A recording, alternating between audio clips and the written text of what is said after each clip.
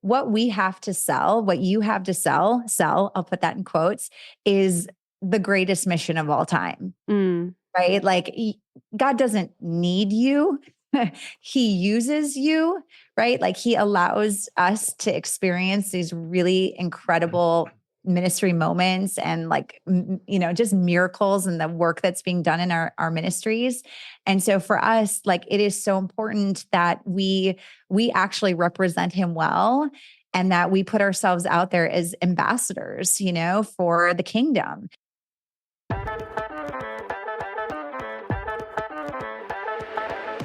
What if fundraising's not just about the bottom line? What if it is about who you become and what you believe in the process? And what if the journey is bigger than you and your ministry? Welcome to Season 4 of It's Not About the Money. Join us as we examine elements of ministry fundraising through the unique lens of personal formation. Let's dive in.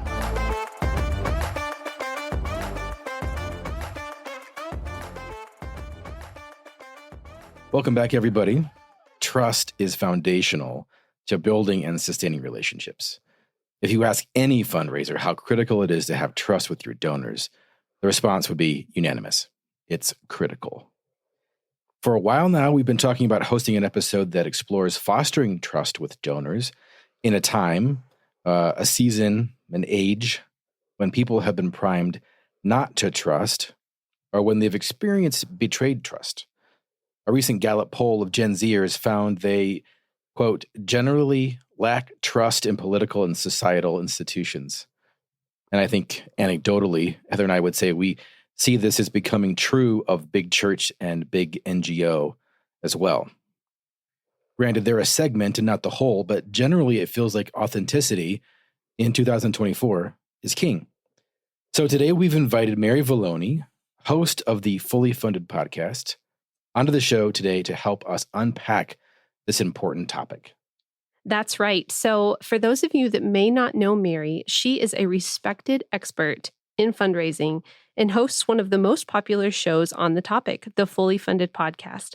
She is an award-winning author of the book Fundraising Freedom and has over 20 years of fundraising experience with organizations including the American Cancer Society, the ALS Association, and the Special Olympics. And she now shares this experience as a coach, a trainer, a mentor, and a podcast host for nonprofit leaders around the world. You can also find more information about her on her website, which we will link in the show notes. So Mary, it is such a delight to have you joining us today. Yes, thank you for having me. And we would just love to start out with your own story and experiences in support-based work and fundraising and some of the highlights from that. Sure.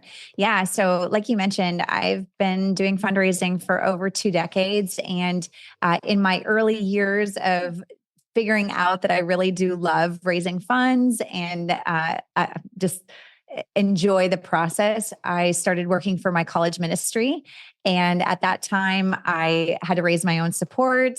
And I, went through the process. I was raising support for the organization itself. And I just realized in that moment, like God had just kind of planted a seed in my heart for missionaries and for ministry leaders, and just showed me that this is something that I am passionate about and wanted to do. So I jumped in feet first into my college ministry, raised my own support. And then I started raising funds for the organizations you mentioned, Special Olympics, the ALS Association, and then the American Cancer Society.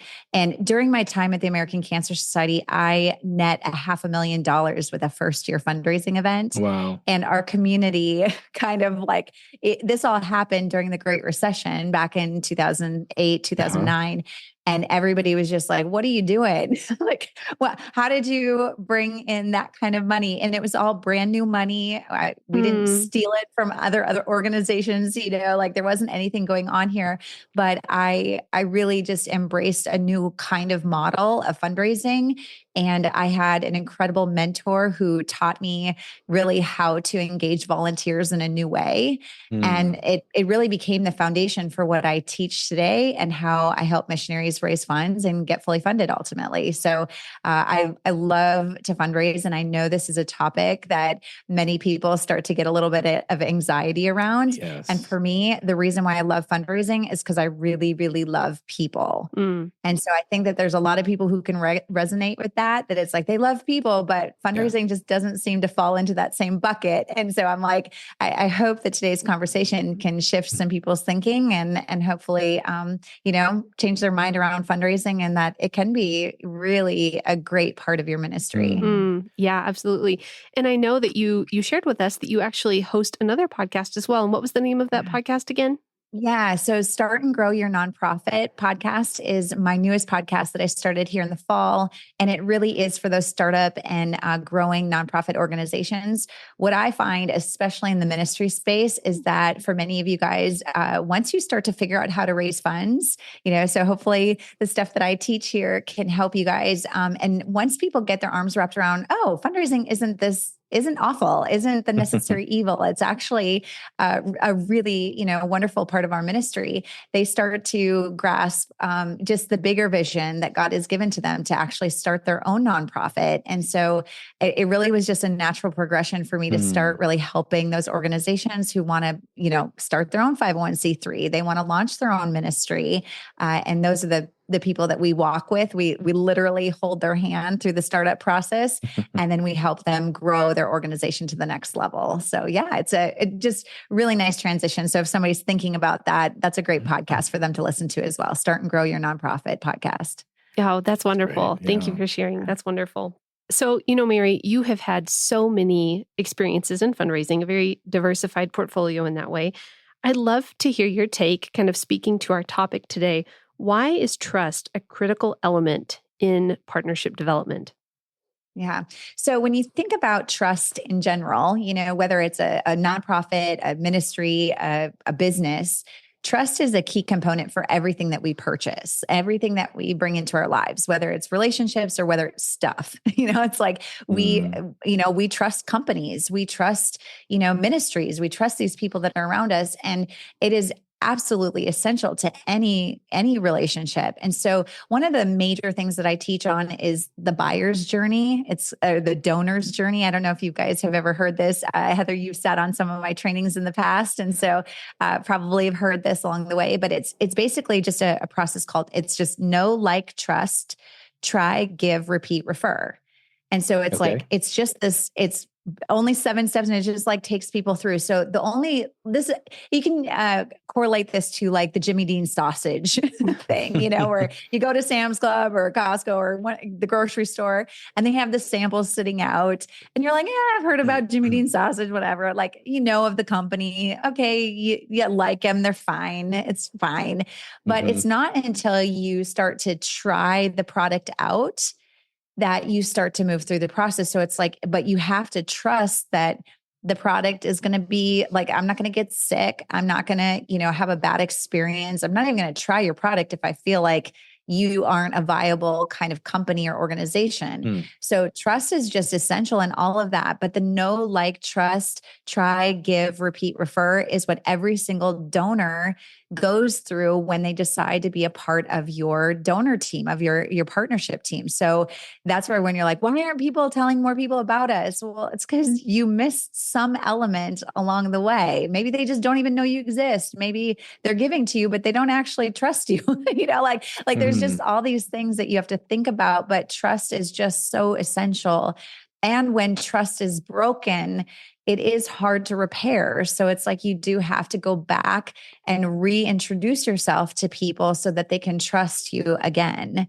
So it's a critical part of support raising and definitely something we have to be thinking about. Yeah. And I think what I really appreciate about that model you kind of spelled out is that it's a building of trust. It's kind of like over time, over different experiences, which I think is empowering to think of like a journey of building trust. I think that's helpful. Yeah. So it's absolutely. And go ahead. So it's not binary. It's not just they do or they don't. It's kind of a journey from I don't trust you at all to I love it and I'm advocating and evangelizing for your product. Yeah. Yeah. A lot of people, especially in the support raising process, they think, okay, my rich uncle is going to give me a bunch of money because he knows and he likes me. but Mhm. it's like, you have to think about it, that he knows and he likes you. He probably knows and loves you, actually, because you're family, right? But he doesn't necessarily trust your ministry because he doesn't know your ministry. He Sure. doesn't actually, so it's back to, we have to build trust, even if we know the people, and even if they love us in a personal relationship, we still have to, as a ministry, reconnect and actually give them a reason to trust the ministry and trust the fact that they can actually try the ministry out and give to it moving Mhm. forward. Mm-hmm. Yeah. Question along the trust line. Have you ever witnessed the fallout of a lack of trust? So any cautionary tales for us? Absolutely. So, the trust, obviously, and I've seen it broken so many times when people ask for money too quickly.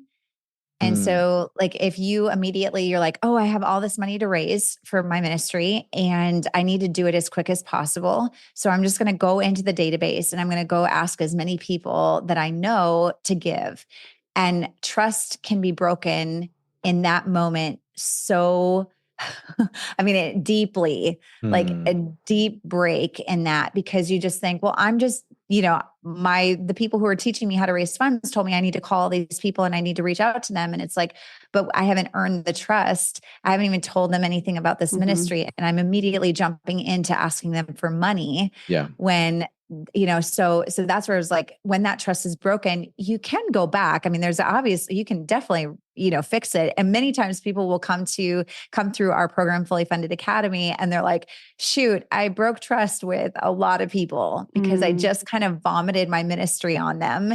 And I told them I needed money. And now I feel like I ruined the relationship. What can I do? Nobody likes and so that. I always say, I'm like, you can always repair a relationship. You can always go back and apologize. And so the best thing that I tell people, especially when they come through our program, is to let them know, hey, I was really young, or I was new into my ministry. I honestly just didn't know what I didn't know.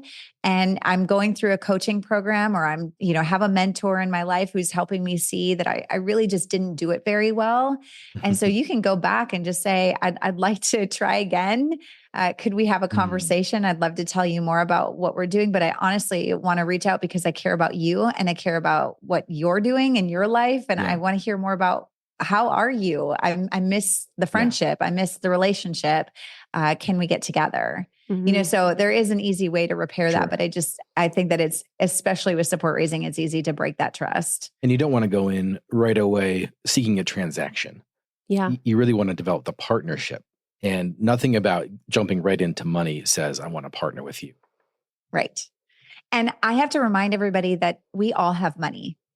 So it's like the homeless guy on the street, the little kid. I mean, my daughter's not even 3 years old and she has a piggy bank. She has money. Okay. Like, and her aunts and her, grandma have handed her cash, and it's like, she's got her money, right? Like, everybody has some, some have more, some have less. And so when you go in for a transaction, like, oh, they have a lot of money, so therefore I want to have a conversation with them. That feels very dirty. Like, I'm just going to use the word. It just doesn't feel authentic. And that's why I think a lot of people don't like fundraising, because it feels like it's just slimy and yucky, like, I want to be friends with people. I don't want to go ask people for money. And so what they forget is that there's a way to do this to where it doesn't have to be like that. There clearly doesn't have to be a power situation. Right. And you mentioned that at the very beginning. I like to fundraise because I like people. Yeah. But I think some people are thinking, well, I like people too, but I don't want to push them away. Yeah. But we're saying that you don't have to push them away.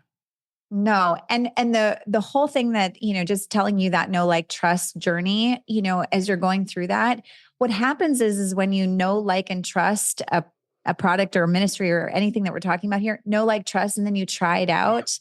The natural next step is to actually give or to buy. So when people set up these stands to say, like, try our product or test this out, have a drink, like, the whole intention is that you're going to say, I really like this. I want it. And you're going to put it in your grocery cart and you're going to buy it. Free trial. They don't stand there and say, hey, try this for free. And here it's, $5.99 and here's how you're going to pay for it. And it's like, no, like, the process of purchasing it. If you want to purchase it, You just say, Right. how do I buy it? Yeah. Where's it at? Mhm. You know, so it's Yeah. just natural for the next step is if I know, like, and trust you and I've tried out your ministry, I've gotten to Yeah. know you, I'm going to lean in and I'm going to say, how do I get involved? Yeah. Mhm. We're all consumers by nature. We know Yeah, how to we push the are. buy button. We are. Yeah. And I have to remind people too that I'm like, we like to spend money. Like, most people do. Amen. Yeah. My I wife mean, wishes I like, spent less. and giving to a ministry or giving to a charity is like, that's fun. Most, like, a lot of business leaders, the reason why they work so hard is so that they can give more money away. Mm. Hmm. So when you think about, like, the reason why I'm talking to these people is because they've worked really hard so that they can make a difference in the world. Mm. And if we're the right fit for them to make a difference in the world, then great. I'm going to be the first person who's going to say, we're an option. We're an option for you to give to our ministry and to get involved. But we don't have any expectation that you're going to say yes to us because we may not be the right fit for you. And that's okay. Yeah. There's a fallacy amongst, I think, early fundraisers that people don't give and they don't want to give, and that I'm going to offend and ostracize myself Mm. Yeah. if I do. But to that point, there are plenty of people who have ostracized themselves. Yeah. And because they are so eager that they do kind of run people over. It's like, you're either with me or you're not. See you later. Mm. And it's like, they kind of just like, hey, I'm collecting money right now. And everybody who wants to throw in the bucket, great. Yeah. And it is unfortunate because they forget that it's like, not everybody's going to love the ministry or love the cause that you're a part of. And, you know, I share about it in my book, Fundraising Freedom, specifically about how I had a family member who loved one of the causes that I was a part of. And so she was like hardcore, like she was telling everybody about what I was doing. And I was like, please stop. Like, it was just like, you know, it was almost embarrassing because I was just like, I love you. And I, you know, yes, I believe in my cause. But I kind of just wanted my family to be like, hey, I can go to Thanksgiving dinner and just enjoy my Thanksgiving meal and not have to talk about work and not have everybody involved.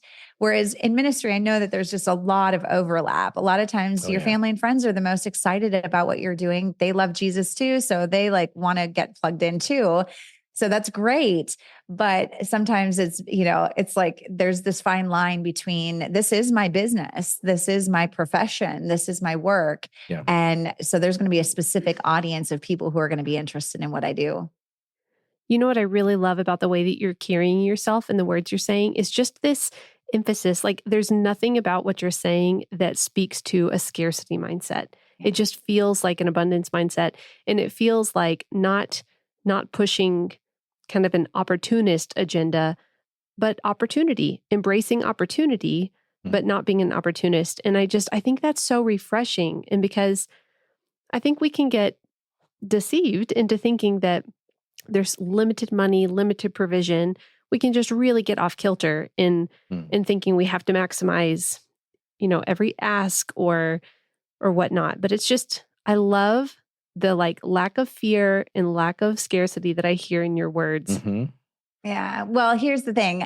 We have an abundance, we really do, of connections.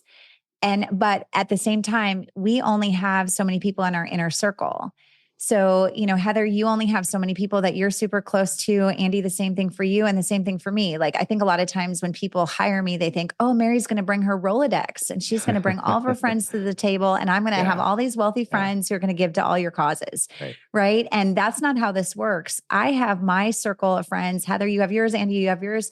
And what's great is that I have the opportunity to say, Heather, I want to tell you about my great ministry. I actually don't care if you give or not. What I want you to do is I want you to hear and get excited and fired up. And I want you to be able to like feel really like good about telling my ministry to your friends and to your contacts. And what happens then is you start to realize, oh my gosh, I have an endless amount of contacts. So now it's like, oh, if Heather's friends aren't interested, no big deal. Andy, maybe you have a pastor or a friend or somebody who might be interested too. Let's knock on that door and see if that opens. But in every situation, you just can walk in and just be like, you might be interested in what I'm doing and you might not be. And that's okay. So, but if you do look at it from the perspective of, I only have my circle of contacts, and I got to go into my 10 years of history. Like I'm going to call like kids that I, played with on the playground in elementary school. Well, yeah, that feels awful because I was like, I haven't talked to you in decades. And now all of a sudden I'm like, hey, I'm doing this great ministry. I don't even know if you love Jesus or not, but hey, so no, that feels awful. And if I had, and I often tell people, I was like, if I had to fundraise the way that many of our ministry leaders have been taught how to fundraise, I wouldn't be a fundraiser. Because I've always had this perspective that every time I talk to somebody, it's an opportunity for them to get plugged in, but I've never felt any sense of desperation. I haven't ever felt that scarcity because enough people have always said yes that I have never had to say like, oh God, please, will they just say yes to us? It's always like, if they say no, there's always somebody else around the corner who's going to say yes. So, but you have to make sure you think about it, that it's like, I have all these connections and then they have all these connections. So you really have like this huge web of connections that you're just one relationship away or two relationships away. And so, yeah, but thank you for saying that. I appreciate that. Cause that's one of the major things that I teach, because mindset, it is amazing how it can be so debilitating for what you do. Because when you start to feel like I got $5,000 a month to raise, I need 25 people who are going to say yes at this amount. And it just like feels very like, instead of saying, you know what, I got $5,000 raised. Somebody might actually give me $5,000. Like somebody might actually, I have students who get donors who I actually was just on a call with somebody who's like, we have $1,000 a month donor, consistently gives every single month, right? Like have been doing it for a very long time.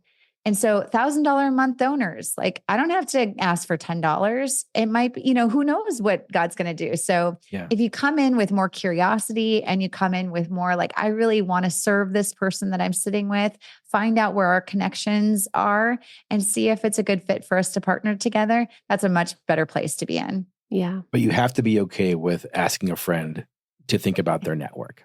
That's the initial hurdle that you have to get through. Yeah. But if you focus in on the friend who is already leaning in and saying, tell me more, like everybody gets into their ministry role because somebody said, you should do this. I'm like, if nobody thinks you're good at what you're doing, it's probably a good sign that this is not a good thing for you. But most of the time you got into the work that you're doing because somebody said, you are really good at this. Like, have you ever thought about doing this as a profession, as, becoming a full-time missionary? Like, have you ever thought about that?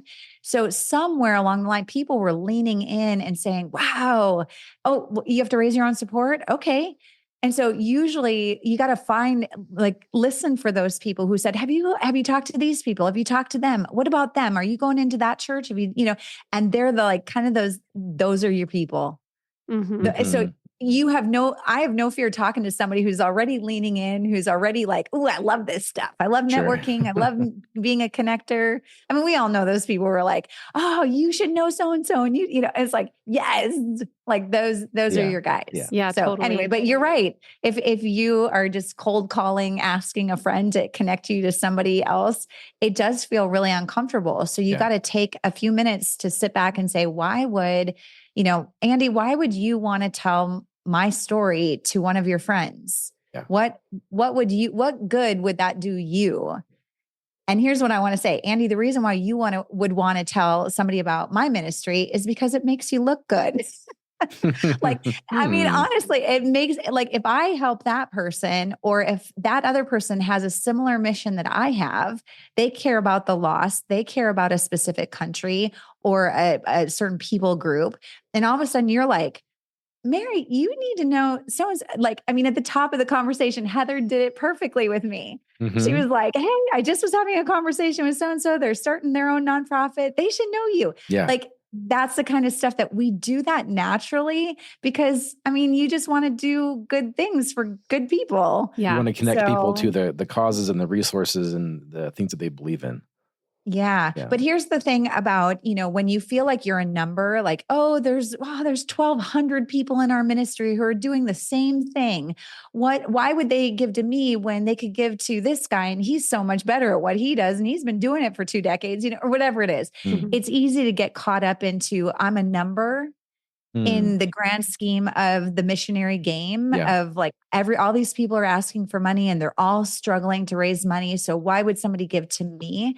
And so you got to step out, you got to completely step out of that and say, you know what? God created me very uniquely. There's a specific people group that I was called to minister to. And whether you're doing admin work or you're doing like evangelism or whatever it is, I don't care what the job is. Some people are like, I'm not very outgoing. I'm kind of an introvert. I sit in the office and I do the paperwork. Like for me, I'm just thinking to myself that it's like, you have to make sure that you can present yourself to that group and invite them to be a part of it, no matter what it is, but you have to find that unique niche that's yours. And find out, well, why would somebody care about this? Well, who's going to care? Who's going to care about the person who's doing admin work? People who do admin work. Yeah. See the value. Other introverts, other people who understand there's no ministry without that person doing their work. Right. So it's a specific population of people that are going to connect to you, and they're not going to connect to the evangelists, you know? So you got to find your niche and then find out who cares about this kind of work and then go talk to those people. Yeah. I think the other thing I really love about the ideas that you're putting forward, Mary, is that they're not just this like formula for getting the funding. They all kind of require a fundamental mindset shift or alignment with like, hey, God created me on purpose with my own unique ministry and value, right? Like that's something that's internal work. That's not something you can like bear out in a formula.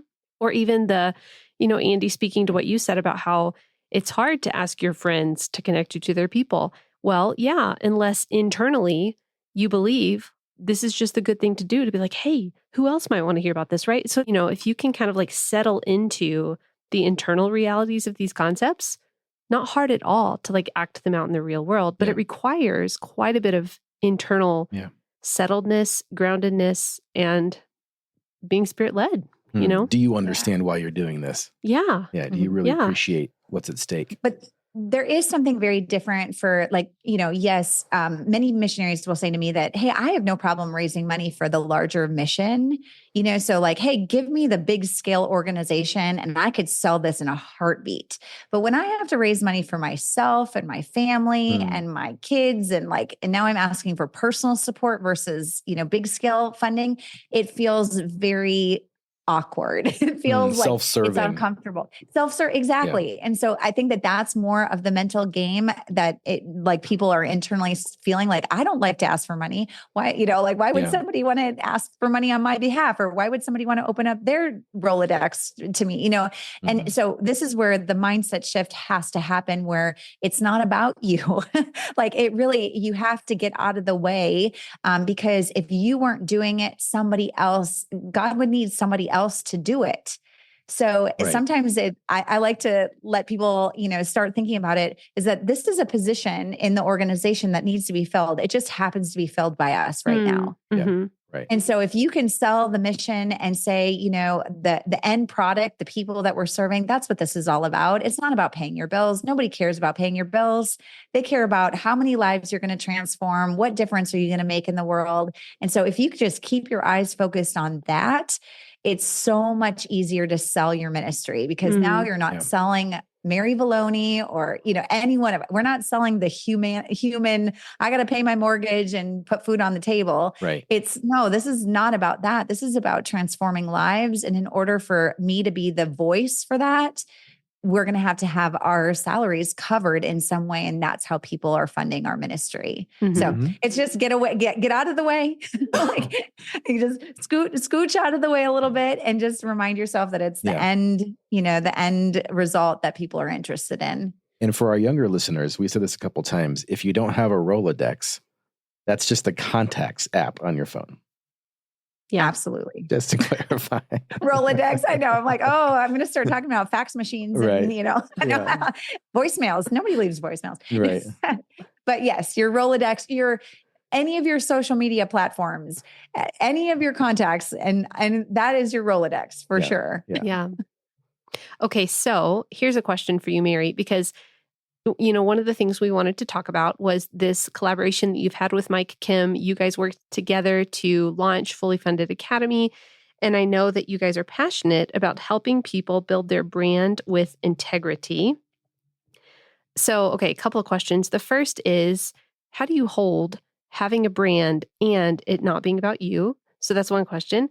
And then my second question, maybe related, maybe not, is I think around this concept, you guys are coming out with a book later this year. So I want to invite you to speak to that as well. Absolutely. Awesome. Yeah. So, especially when it comes to raising personal support, each person, each missionary is basically its own personal brand. So, there is a whole industry that's out there that's all about personal branding. And my business partner, Mike Kim, is the best. Like, he is the best at personal branding. Like, if you Google top personal brand, he's it. Okay. So, and that's why we partnered together, because his passion for marketing and branding and all that, especially in the ministry space, was so powerful. And of course, I love fundraising and know how to raise funds and know how to do that. But the two of us together, it's like, we want to make sure that there is professionalism in this industry, because you guys, you know best that it's like, what we have to sell, what you have to sell, I'll put that in quotes, is the greatest mission of all time, right? Like, God doesn't need you. He uses you, right? Like, he allows us to experience these really incredible ministry moments and, like, just miracles and the work that's being done in our ministries. And so for us, like, it is so important that we actually represent him well, and that we put ourselves out there as ambassadors, for the kingdom. And so if you can actually, like, get a nice headshot with you smiling, where it's like, just looking into the camera to say, like, I'm a good person, right? Like, you give off that vibe where you're like, I'm smiling, we're good people, we're doing good work. And that draws people in, getting that, just making sure that whatever you put out, when you put out emails or any sort of communication, that it clearly articulates your mission. It's important that you just don't use buzz Christian words, because that people, all they hear is la, la, la, la, la, la. And that doesn't cut through the noise we all know that there are, 60,000 plus messages that are coming through our brains in one day, and you're one of them. So we have to make sure that we can cut through the noise. And the best way that we can do that is looking professional, speaking professional, being very clear about what we do. And one of the things that my mentor taught me was a statement that just goes like this. It's: clarity attracts, confusion repels. Love it. Love it. Clarity attracts, confusion repels. Get that tattooed. Exactly. Because we use a lot of 50-cent words, and, like, especially if you've been in, a Christian church for a long time, and, you throw out Bible verses and you throw down some scripture and you say some things and you just assume everybody understands what you're saying, but it's actually very confusing. And very so general. when you get to, it just is like, okay, great. You love Jesus and you're going to Africa. Awesome. Like, people just stand there and they look at you and they're like, good on you. Yeah. And then they walk away. Yeah. So that is not giving me any clarity to attract me in and saying, like, oh, I can make a difference. I can send you, I can go change lives. And so we're really big on giving language and just, like, helping you to speak out, like, what makes you unique and why. Like, give me that clarity of, why should I partner with you in this mission? And so that's big, and that's Mike to a T. He teaches email marketing. He teaches just all the verbiage and things that you can do to help eliminate the Christianese language, get really clear on your mission, and be able to speak, really clearly to people in that area.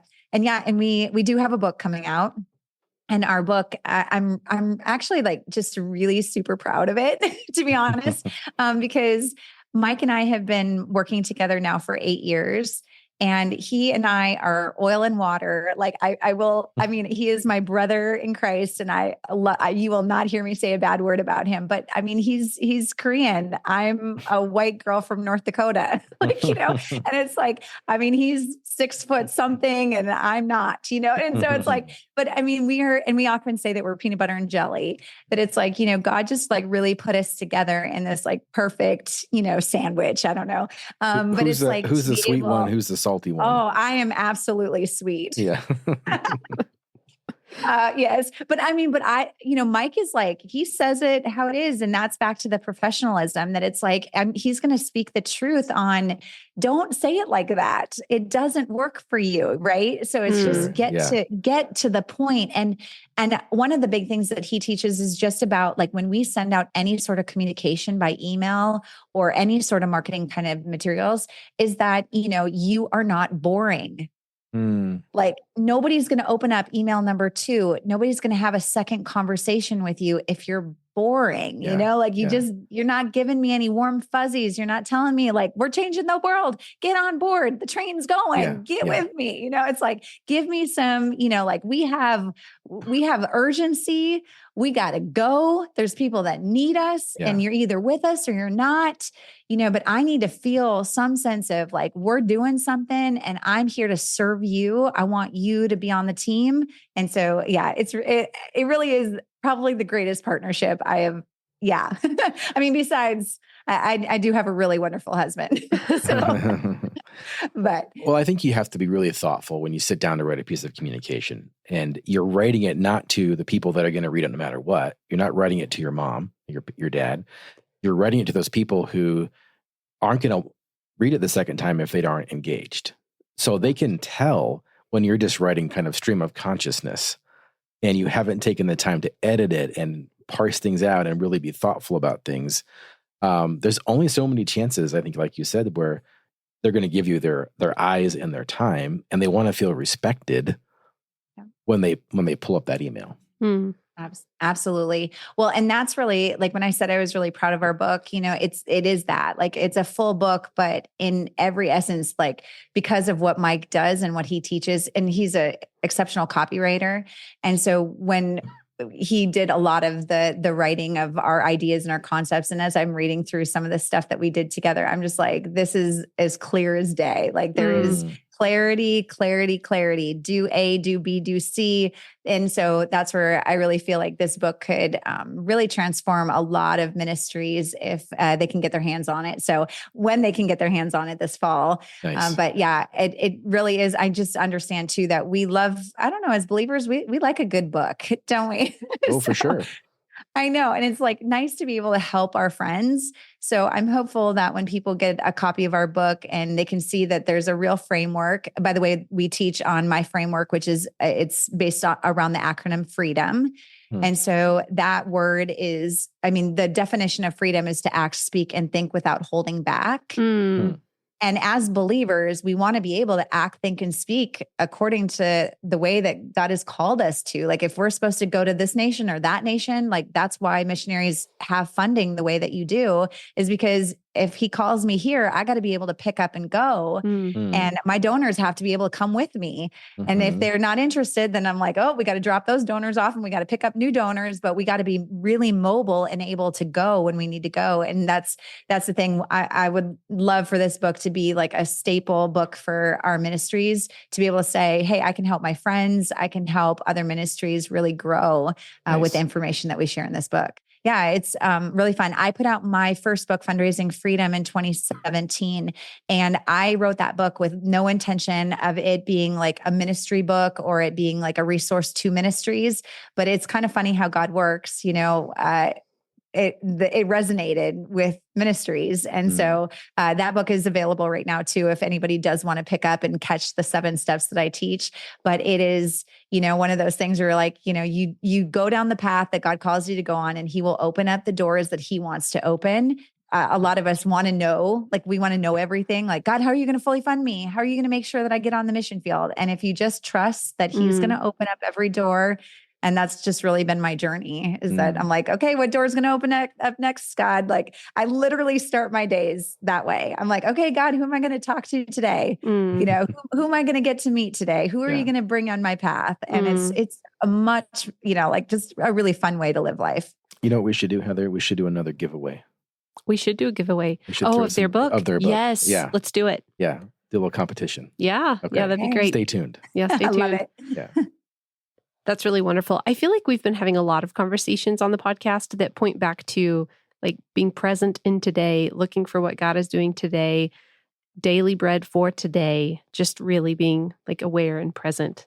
So I think that's really good. Mary, something I really appreciate about the resources that I've engaged through Fully Funded is that the language you guys use is creatively different from the standard verbiage you hear in fundraising. And you kind of spoke to that a little, but I think it's so helpful because it invites you to see things just a bit differently. A phrase I heard recently that I've really loved is break the inertia of your own knowledge. So like engage things that kind of break what you already think you know about something. And I feel like the language you guys use does that in a really helpful way because it creates space for fresh ideas. So how have you seen the perspective and approach that you guys take help people break the inertia of their own knowledge to break forward with new ideas? Yeah, I love this. I can use the example of the print newsletter. So, I mean, it's like, everybody, it's like the print newsletter has been such a staple part of what everybody has done especially in support raising. And yet we have added the internet in the last, I mean, like emails, the internet, all these social platforms. We used to have, like when I started my fundraising, 2 decades ago, I mean, I was putting ads in the newspaper to get volunteers. Wow. I was, right. I mean, it's like, that was 20 years ago. I was faxing to businesses, like I was not emailing people. I don't even remember doing much about email newsletters until really 12, 15 years ago. Right. And so I think that a lot of people have missed out on some opportunities where like our donors and our people are right here.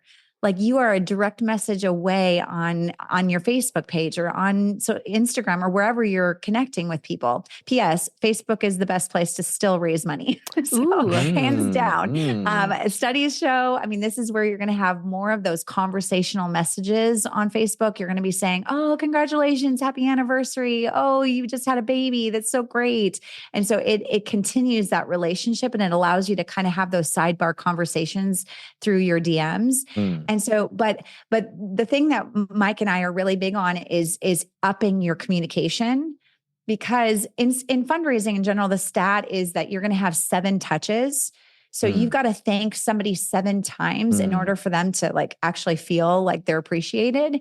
But in today's world, 7 thank yous just feels like nothing because they're getting bombarded with all of these messages everywhere. So we have to make sure that our message is in front of them. And so yes, we're always challenging the system because people are like, well, I send a newsletter like once or twice a year by mail. And we're just like, that is not good enough anymore. No. Yeah. And you can email for relatively free. So, I'm not saying stop your paper newsletter because I know there's tons of churches that like to print that thing out or have it when it shows up, they put it on the bulletin board and they like to have it visible. So I'm not saying get rid of it. But one thing that we do push is email communication, because Facebook could shut down. All these avenues could shut down tomorrow and you don't own any of it, but with email and, when you mail to somebody's mailbox like that's personal. Yeah. And we all know that the mailbox is empty and it only has bills. So now when you do mail, it actually has a little bit more weight to it because they're seeing your name when nobody else is mailing to them, paper. So exactly. Yeah, right. Yeah. They're not getting the newspaper anymore. So I have a question though. Because I think even, I don't know, maybe even a couple of months ago, I heard myself saying, you know what? I get so many emails that I honestly feel behind in reading those. But the paper newsletter, I at least have to do something with it. So I'm guessing you guys have a way that you coach people through that. I'm guessing that it's all in how they maybe it's because I've read them bbefore and feel like they can wait. I don't know. But I'm curious what you would say to that. Yeah. So we are really big on the year-end campaign. So as studies show that, over 30% of all donations are going to come in the month of December. And so we want to make sure that our name is in the hat with all those other organizations. And so we do a big push around the year end. It's Christmas, people feel good. There's warm and fuzzies, like the whole thing. You want to send tax out the benefit Christmas card with your family. Yeah, exactly. And it's, December 31st is the single largest giving day of the year, so they're closing out their taxes, just their giving for the calendar year. So yeah, we provide support letters. We give you actually like really well-written letters in our templated program, like inside of Fully Funded Academy. So, I mean, it's like we try and take out all of the questions of like, well, what should I say? How should I say it? And all this. And it's like, we're giving you the exact letter that turns into thousands and thousands and thousands of dollars. We have had people last year alone, this is December of this last calendar year. Okay. We had multiple people in our group say that they got $20,000 donations off of this single letter. Wow. And Mike wrote this letter. He wrote it for a missionary years ago because he was like, I got to help you. Like he was just like frustrated with their, just ability to raise funds. And he's like, let me write you a letter. And it has continued to be like this staple letter that works year after year. And our students will send it year after year. And it never gets old. It's not a letter that it's like, oh, I already got this letter last year. It's like, no, because it's a new year and a new story and a new life transformations that happened over the last year. So nobody knows that you're using a templated letter. I mean, I get a mail to me and I don't even know that they're using our letter. Like it's that good. I was like, this is so good. But anyways, so we do buck the system a little bit on the fact of, just trying new things and, doing things that are outside of the norm of what you may have been taught early on. But we also have to remind people that it's 2024.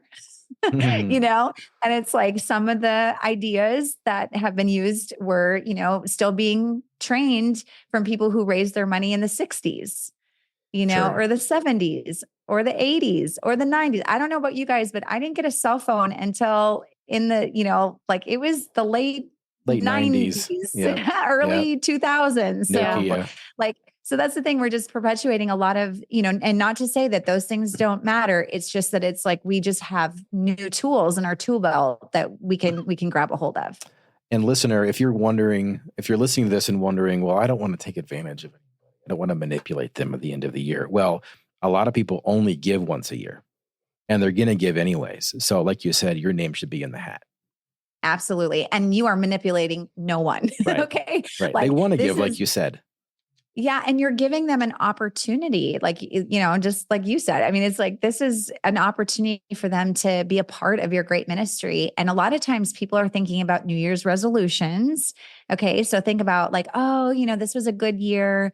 What do I want to do different in the next year? Yeah. And I'll tell you, believers, their mind is going through, how can I be more generous? Like what believer says, I want to be more of a stickler. I want to give less money. Like I want to be more a of a Scrooge this year. Exactly. I know. Like they're thinking about how do I do better in my life and my business so that I can be more generous, that I can make a greater impact in the kingdom. Like that's the stuff that's going through their head. So when you mail a letter at the end of the year and you're saying, here's how you can be a part of our great ministry, it plants a seed for them. And they may or may not say yes this year, but next year, the next year, the next year, and they keep hearing from you and they're like, Heather's still doing great work. Like she hasn't given up. And now all of a sudden I have like, I really feel good about writing a check to you because I know you're going to make good use of it. You've been telling me how you've been using your money for the last 3 years. Of course, you're going to do good work with it. It just reinforces that. It sounds like you're saying that consistency also builds trust. Amen. Yeah. Amen. Yeah. I didn't believe it actually until I did it. And so, cause I, all the people in the marketing space, right. They tell you, oh, send those consistent emails, send those letters, and I'm like, yeah, whatever. I mean, you guys can attest to it with your podcasting, when people are listening to your voice, every week. I mean, Heather, you're like, it's so great to actually meet you or talk to you, even though you've seen me on webinars and trainings and in your earbuds in my podcast. There's something about like, Heather, we have a connection because I've shown up. I've shown up at those webinars. I've shown up in my emails. I've shown up in delivering resources. And now you're reciprocating by giving me an opportunity to share with your people. Right. So it's amazing how it comes full circle, but that's also reciprocity. We can't help it. When people help us, we want to help them. And so if your emails are good and you're helping people to be knowledgeable about a geographic location, to be knowledgeable about, ministry outside of your bubble, you have information that you can share that really is serving the people who are receiving your emails. So don't feel like you're always asking for money. Serve them. Because find opportunities to serve. Because people are hungry for meaning and for purpose and for their dollars to mean something.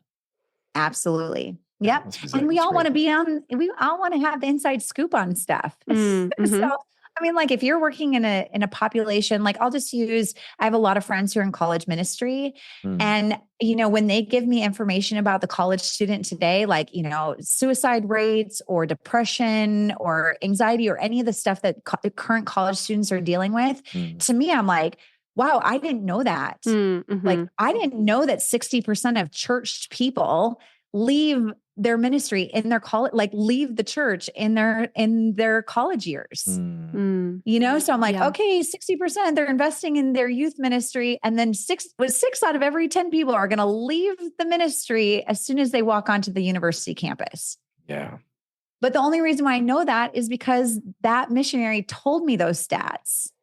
Right. And gave me reason to like really be like, remind myself about like, I met Jesus on the university campus.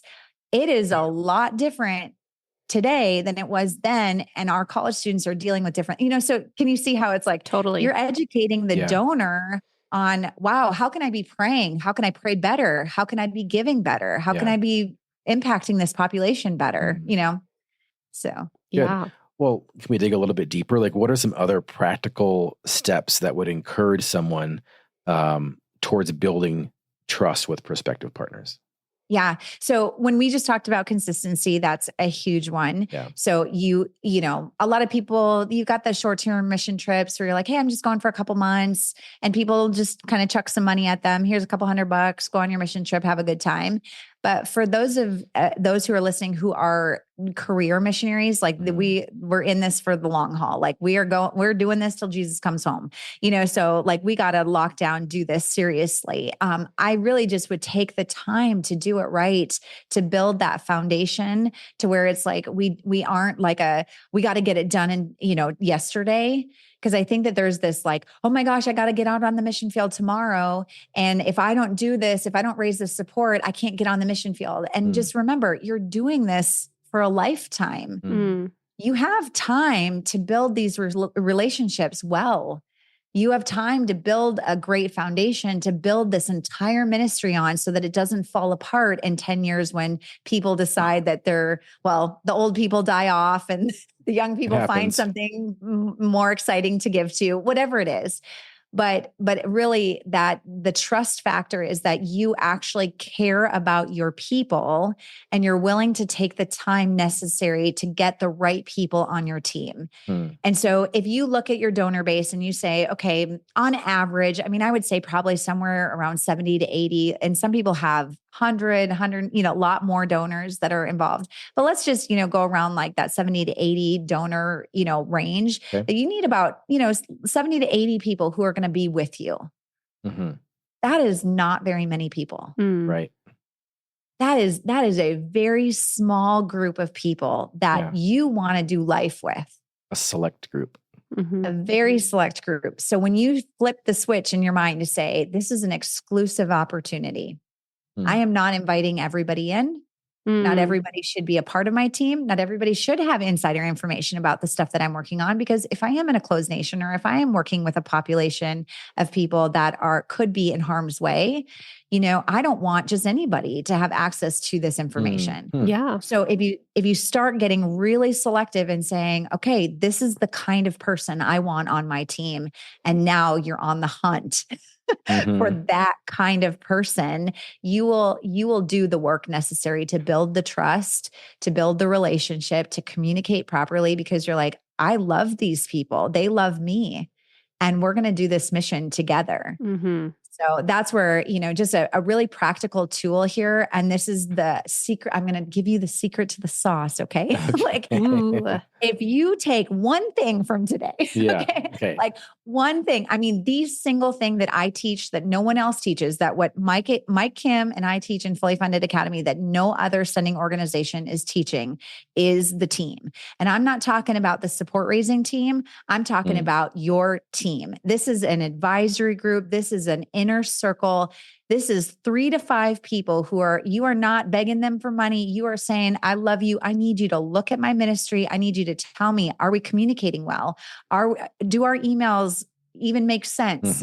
They are donors themselves. They get it. And you know what happens is that when you get those 3 to 5 people in your inner circle giving you advice, you're not begging them. You can be your authentic self. You can just be who God created you to be and just be like, I'm hungry to do this right. And I need you to come alongside me and tell me, you don't have to do anything, but just put your donor hat on and look at it from, hey, I'm a busy guy. I got family, I got friends, I got stuff going on. I got my church. And you just tell me what's working, what's not, what's rusting, and I'll tweak and start to make modification based on these 3 to 5 people's insight, because they're the ones I want to replicate.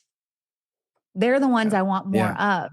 Right. And so if I speak their language, like you said, like a lot of times people, back to my college ministry friends, who do they hang out with? College students. I mean, like all their friends are poor college kids. Like, they're like, this is who I hang out with all day. Like, youth group people, or like, oh, I work in a foreign country that's very poverty stricken. I don't hang out with rich people. Right. So like, how would I know what to say to them or how to connect with them? Because I have totally immersed myself in this new culture and this new environment.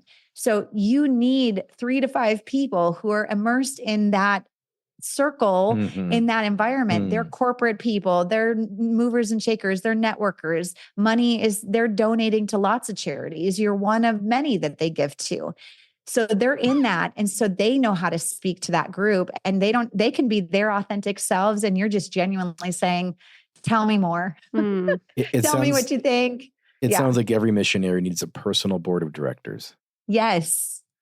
That's exactly what it is. Yeah. But it's not. Now, I do notice that a lot of missionaries do have some sort of group, but it's usually based on theology, based on like, these are people who are mentoring me from a biblical standpoint. Like these guys are praying over me, they're mentoring me, whatever. And that's not the group we're talking about. Like, if you have that group, thank you. I am so glad that you have that group of people that you can talk about ministry. You can say, this is tough. This is hard.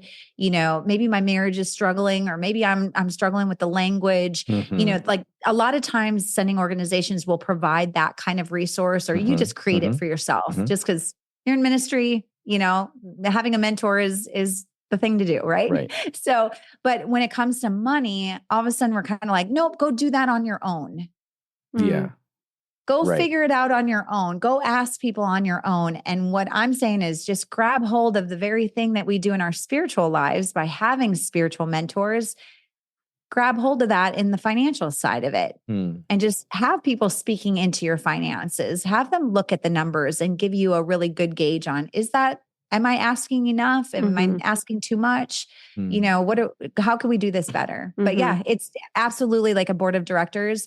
But I think that it's important to have a group on your mission side and then a group on your fundraising side, because they're completely 2 different parts of your ministry. It's great. Yeah. Great tip. That's the secret. But I'm telling you, the people who have the advocates, the ones that are like, I'm going to go walk, I'm going to open up doors for you because you gave them a title, like you gave them you're on my team. And so then they feel like, ooh, I can like actually go speak on your behalf to go open up some doors for you. It empowers them to actually grab hold of your fundraising, like your goal, your support raising goal, and say, let's go do this together. So instead of you feeling like I got to do this alone, but the ones who actually grab a hold of this idea, they skyrocket in their support raising, because their mind, it just shifts. It's not about me. It's about us. It's about this team of people doing this together to get us on the mission field, but we're doing it together. So what kind of a person are you looking for in that kind of financial role? Do they have to be a hedge fund manager? No. And trust me, like, I think there's lots of people who would be like, I'd be super uncomfortable with somebody like that on my team. Mhm. But there's others here that are like, I would love to have somebody like that on my team because I can speak that language. That's how I was raised. That's the people that I was surrounded with. So there's not a right or wrong answer to this. Mm. What I'm looking for is really, like I said, a model of what you want to replicate. So for those of you who have been raising funds for a while, look at your database of the people who are on your support team already and just look at them and be like, if I could replicate anybody on this list, who would it be? Mm. And maybe it's somebody who's like, they pray for you. Like they genuinely pray for you. They message you, they respond to your emails. When you come to visit and you're when you're in the same space together, like they give you hugs that like it's not just here's some cash, good luck with your life. It's no, like we genuinely love you and want to see your mission come to fruition, you know? And so when you think about those names on the list, and I have many students who say like, I got people who give a lot of money, but I actually don't want any more of those kind of people. Like, I mean, we have one of my students, single female, she had donors on her list who were like, why do you need your own house? Like, why can't you just can't you sleep on the floor or share a room, have a couple roommates, you know, and why do you need to take time off? It's not like you have kids, you know, and it's just like irrational behavior. And so for her, she's just like, yeah, it just like, it didn't even make sense that it's like somehow because, you know, if you're married, you can take a vacation with your family, but if you're not, oh, I'm sorry, no vacation, you know? Right. And so that's the kind of, she just wanted to start removing some of that kind of attitude off of her donor list because it didn't align with who she was. And so it wasn't the top donors. It was, who do I want more of? Who has the attitude? Who has the heart for our ministry? Who gets what we're doing? And yes, they believe in us and they want to financially give and they have given, you know? So, but sometimes people say like, do they have to give? And I'm like, no, they actually don't have to be a donor to your ministry. It might be somebody that you want to be a donor to your ministry. And you're like, if they could actually speak into us, you know what? They very well may become a donor because they're telling you how to talk to them. And then all of a sudden you talk to them in their language and they're like, shoot, here's the checkbook. You know, I mean, I have done that where people actually do, you know, they do what I say. And then all of a sudden I'm like, oh my gosh, I can't resist your ask. like it is so it's so good that it's like, you can't help but want to be a part of it because you are hungry. You're a learner. You're coachable. You're teachable. You want to do the best that you can. And those people are so attracted to that. And there's something about when somebody asks you for advice. Yeah. Right. You feel instantly more drawn to them and more like, I want to help you. Yes. Versus if they just come right from the top and say, can I have some money? Yep. And one of my favorite sayings that I put out in all my stuff is ask for advice and you'll get money. Ask for money and you'll get advice. There you go. Yeah. When you ask for money and you say, hey, would you guys like to support our ministry? The first thing they're going to say is, hey, have you called on so-and-so? Have you talked to that church? And have you gone there? Yeah. Because their immediate response is like, deflect off of me. And hey, there's lots of money that's sitting out there. Why don't you go talk to those people? Right. But if you say, hey, I'd love your advice on this. What do you think about the newsletter that we're sending out? Do you read it? And they're like, you know, actually, I don't, but I don't think you should stop sending it because I actually think that it works. But now all of a sudden they start reading it. Right. Mm-hmm. The power of suggestion. I know, exactly. Because now you're like, oh, I really want to know what you think. And if it's good, and then they start to give advice, you start to make modifications, and now they can't help but want to give more. Yeah. That's how that works. You've got some great one-liners, Mary. Oh my goodness. Well, I've been doing this for a long time. And honestly, I have been really trying to tackle this population. I have been trying to understand the missionary mindset for a long time because I just want to give you a little secret. In the nonprofit secular space, if you look at a 501c3, no 501c3 nonprofit organization functions without committees. No nonprofit exists. There is no building campaign. There is no annual fund. There is no, I mean, those are all functioning off of volunteer committees. Mm-hmm. And then Right. you jump over to the ministry space, and the church does it this way. There's a kids group committee, there's discipleship groups, there's small groups, there's, women's ministry, men's ministry, all of the ministries, all committee.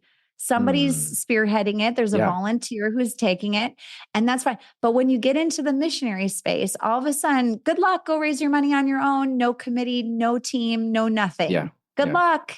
You got this. Yes. And it's like, that is ridiculous. We would never function as a church. We would never tell a nonprofit organization to run, like, just go ask people, they'll give to you. Mm-hmm. No, you run out of contacts and you're dead in the water. Those nonprofits close their doors immediately. The ones that survive are the ones that have committees. So that's really what we're talking about here, is just do what other organizations are doing that actually works. And it's committee. Get a fundraising committee and let them look at your money and tell you what they think so that it can actually grow. And this committee can help you establish trust.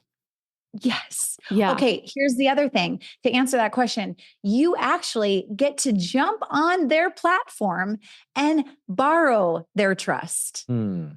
Because the statistic is that somebody is 2/3 more likely to give to you because a friend told them that you were a good person or that you were a good cause. Vouched for you.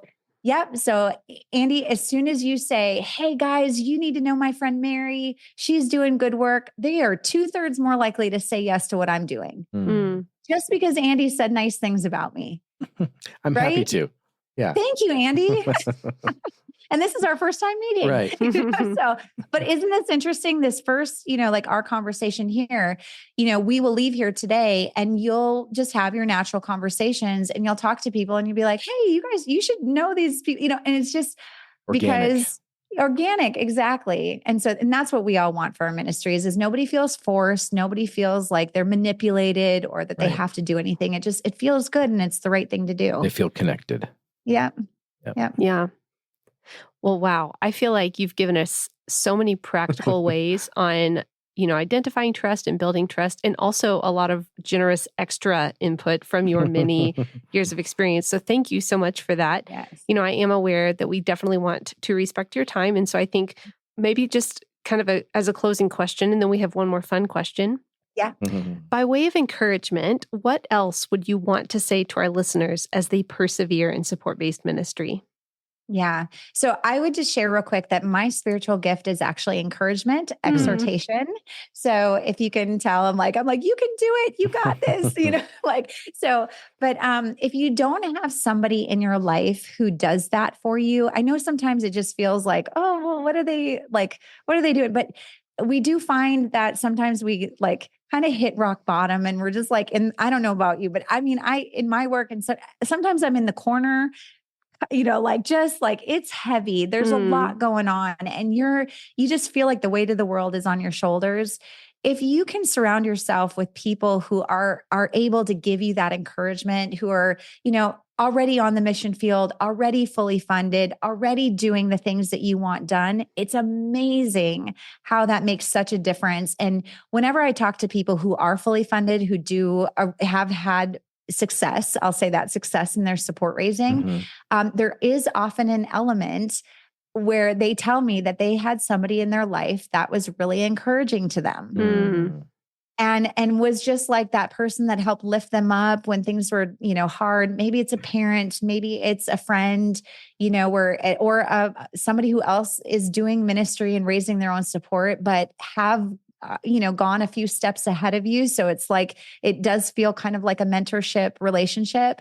That makes a huge difference in what you're doing because you don't give up, and you're they say, I know, I've been there. I almost threw in the towel too. I almost did that, but you can't because your people need you. And I think that is why I do the work that I do. Is that I often am that person for a lot of missionaries and a lot of ministry leaders that I'm I want to be in that space to say, I'm here to support you. I'm going to give you some really practical tips and tools like we talked about today. But on top of that, I'm just going to like continue to remind you, like, you are exactly where you're supposed to be. You're doing exactly what you're supposed to be doing. And if God tells you otherwise, you listen to him. Okay. Right. Like, don't listen to me. But like, I mean, but just the fact that it's like, if you know without a shadow of a doubt that you're supposed to be doing the work that you're doing, then you need to start surrounding yourself with people who are ahead of you, that are going to encourage you and tell you it's possible. You can do this. I did it. You can do it too. Mm-hmm. Awesome. That's great. Yeah. Gotta get the easy question. I You get do. the fun one. Okay. Suddenly you have $10,000 and you got to give it away immediately. Who or what do you give it to? First thought. Okay. First thought. Well, I immediately go into my Rolodex of my favorite charities, like my favorite people who have been consistent, who continue to report back and tell me all the good work that they're doing.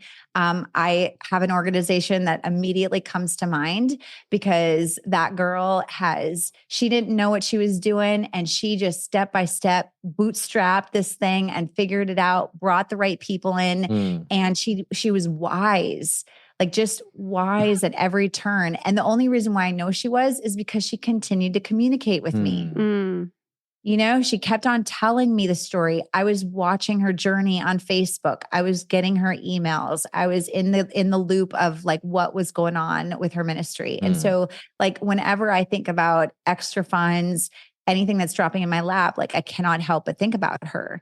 And so, and besides that, and anybody who's in Fully Funded will know because I use her material inside of Fully Funded, because like she just was so hungry to learn that she, you know, grabbed hold of the stuff that I taught and she implemented it and, you know, has had great success. And and on top of that, just as a little just kind of encouragement, is that she actually just shared with me that she has handed over the reins of her ministry to another leader. And she's been like a chaplain, missionary, the whole thing, but she has really just felt called into supporting her family. And she's got kids that are at that age that really need her. And so she's handed over the ministry. When I met her, she was like petrified of fundraising. She was like, please, no, if I can do anything else, like, and she could preach like nobody's business. But she met me and she goes, I got to figure out how to do this because I'm going to be doing this for the rest of my life. And so she's like, I can't just put a Band-Aid on it. I have to figure out how to actually do this and really enjoy it. But anyway, we connected here and she just told me that she handed over her ministry to another missionary, another leader, and she gave that person $1 million in the bank. Wow. Whoa. Very cool. $1 million in the bank. Wow. And she spent all of her money. She set it up so perfectly that she raised her money this year and spent it next year. So that $1 million that was in the bank is like, hey, that's your 2025 money. Wow. Cool. And so you have all of 2025 to raise money for 2026. Wow.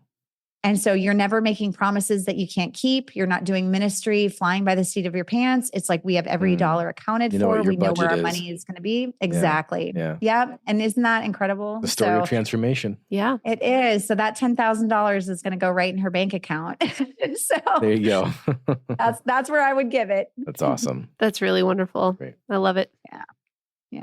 Well, thank you guys. This is fun. Thank you. Yeah, this was fun. And we will definitely be sure to reconnect whenever there's more details about that book. We will put all the podcasts and other links to Fully Funded Academy and any other resources that you want us to tag. But I'm just really, really excited to share this conversation with our audience. And I hope you guys are as blessed by it as we have been. Thanks for joining us. Thank you. It's Not About the Money is presented by Provisio Fundraising Solutions. Provisio equips support-based workers with flexible training, practical resources, and one-on-one coaching. Find out more at provisiofundraising.com.